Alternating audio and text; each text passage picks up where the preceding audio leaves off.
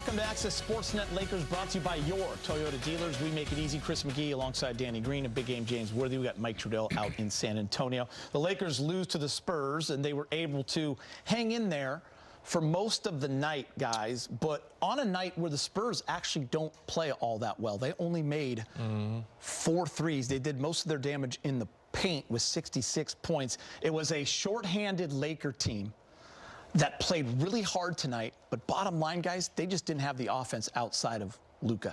They weren't able to get it done. They shot 23% from three. And, okay, but they're telling me right now we had a little thing at the end of the game, a little dust-up, so we're going to show you that right there. Yeah. Then a push. We got a little...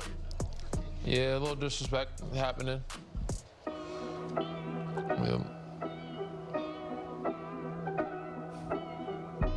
Yeah.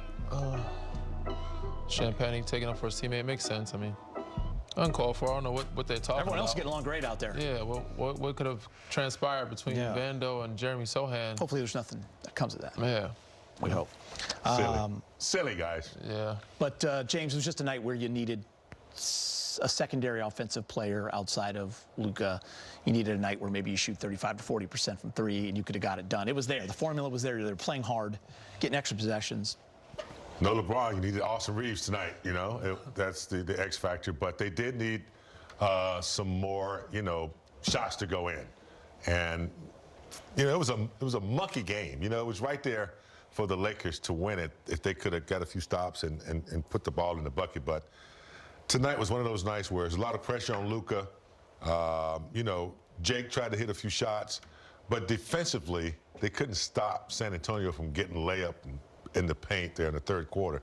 San Antonio didn't shoot the ball either. I think they shot like 16% from three. Yeah. They didn't shoot the ball that great either, but when they needed to score and get stops, they were able to do it down the stretch. And the Lakers were not. We only had Luka pretty much, and just only 16 assists tonight for the Lakers. So that means it wasn't moving that well. So it's a tough night on the back-to-back. I mean, yeah, you 16 assists because you're not making shots. I mean, they had some decent looks, but you're not going to get a lot of assists if you're not making shots. And you shoot 23% from three, 64% from the free throw line, and Luka's shot most of your free throws. 16 out of the 22. Out of the 22, but 64%, and San Antonio shot 82%, and they had 6 more free throws.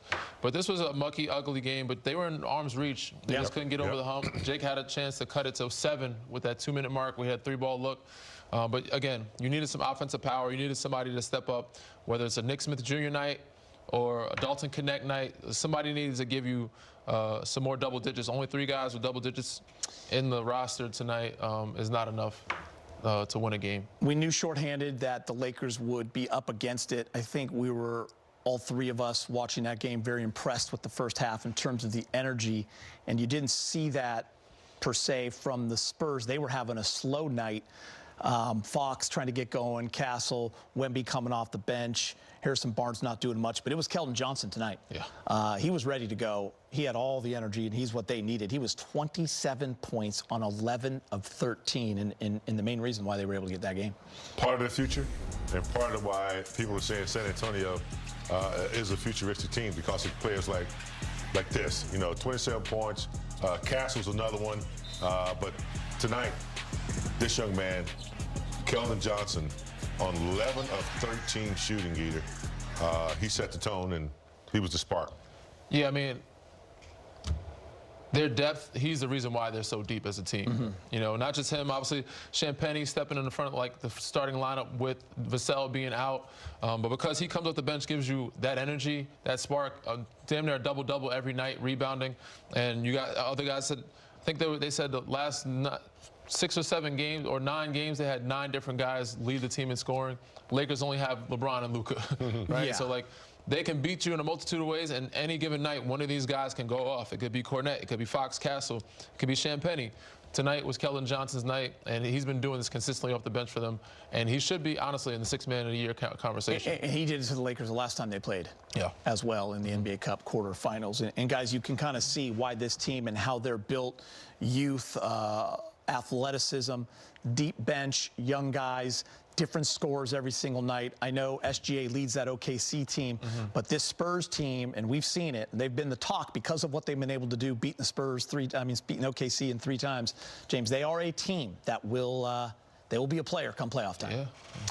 Yeah, and obviously Wemby is the catalyst, but they can beat you in so many ways. It could be, Keldon one night, Keldon Johnson one night. It could be, Wemby another night. It could be Fox on another night. So they're kind of unpredictable when it comes to, trying to scout them, because they're tough, and defensively, they get after you.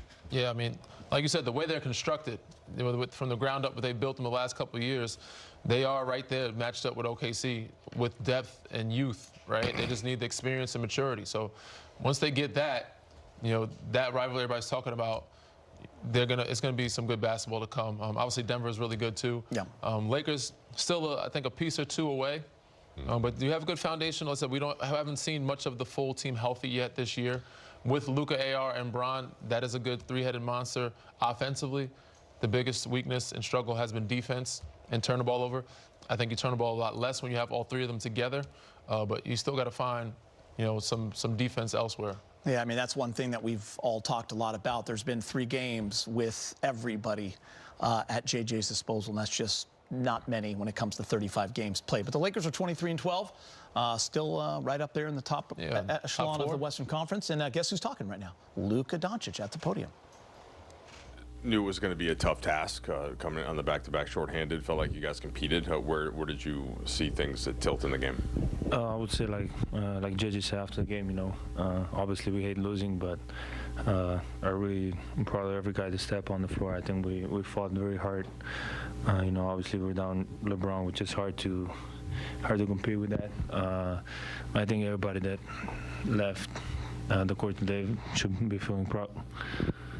You were obviously had a heavy burden to carry on offense, but how were you able to get shots for yourself, shots for teammates, while San Antonio was obviously very focused on you? Yeah, I think I still should have done way better than this. Missed free throws, turnovers, man. I think we had some great looks too. We could have knocked them down, but we didn't.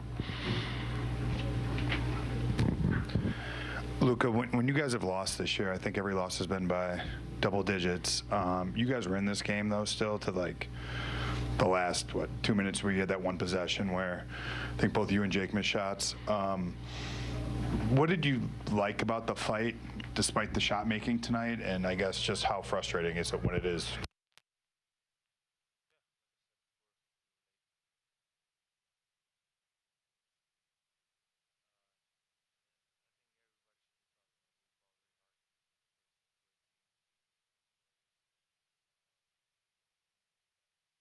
Some great shots that we could have knocked down, but we didn't.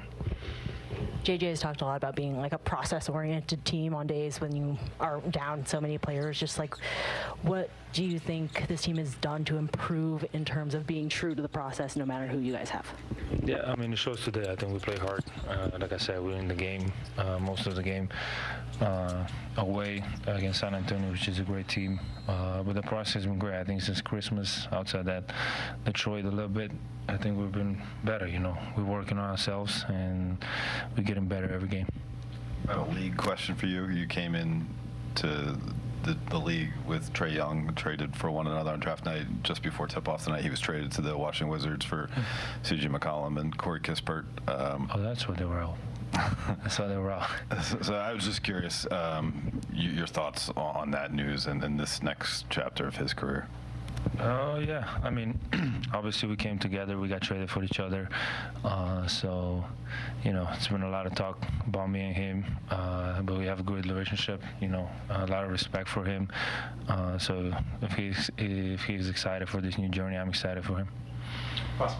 Luka, if you'll allow another kind of broader question. I know the main point for you in basketball is just winning, trying to win titles, but to lead everybody in all-star voting, is that something that hits you a certain way, people around the world, appreciating your game and clicking whatever button it is to vote for you? Honestly, it does. It's the first time that happened to me. So, honestly, it's pretty amazing. a kid from Slovenia, just only can dream about that. Dream about being in the NBA. It's pretty amazing. So I really appreciate all the votes, and to see that, I saw it yesterday or 2 days ago. I mean, it definitely hit me, and it's amazing. Thanks, Luka. Thank you. Yeah, Luka Doncic talking about leading All-Star votes for the first time. Pretty cool for him. And by the way, he did all he could at 38, 10, and 10, James. His 51st 30-point triple-double. Tying Jokic. They're going back and forth. These aren't just like 17, 10, and 10 games. They're going back and forth. Take it, Danny. Yeah, I mean, he did. You said he did all he could. He could have made a couple more free throws. No, but he did great, man. I said he looks exhausted. He's tired. He's by himself. I'm going to say out there, but he's by himself in the scoring category for that group. And every possession he has to